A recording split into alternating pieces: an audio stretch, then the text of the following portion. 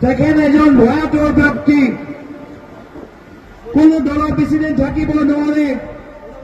যেতিয়া বিপদত পৰে সেই দলৰ পৰা পলাই ফুৰে।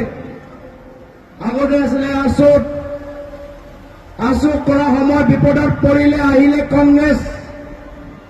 কংগ্ৰেছৰ বিপদত পৰিলে গ'লে বিজেপি।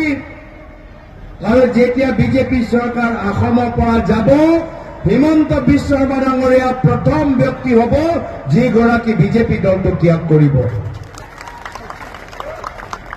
আৰু তাৰপিছত তেওঁ চেষ্টা কৰিব কংগ্ৰেছত আহিবলৈ। মই আপোনালোকক সুধিবলৈ বিচাৰো কি যদি হিমন্ত বিশ্ব শৰ্মা ডাঙৰীয়া কংগ্ৰেছত আহিবলৈ বিচাৰে আমাক ল'ব লাগে নে নালাগে? ল'ব লাগে নে নালাগে? ল'ব লাগে নে নালাগে?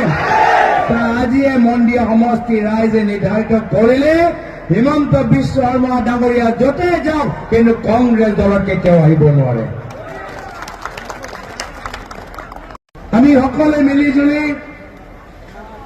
মিত্ৰতা কৰিছো, মাত্ৰ ক্ষমতাৰ কাৰণে নহয়। ক্ষমতা লাভ কৰাৰ পিছত এখন নতুন বৰ অসম জন্ম দিবলৈ আমি মিত্ৰতা কৰিছো। আৰু এই নতুন বৰ অসম সেইদিনা জন্ম হ'ব যিদিনা মুখ্যমন্ত্ৰীৰ গাড়ীৰ পৰা আমি সকলোৱে হিমন্ত বিশ্ব শৰ্মা ডাঙৰীয়াক বিদায় দিম। আৰু মই কথা দিছো,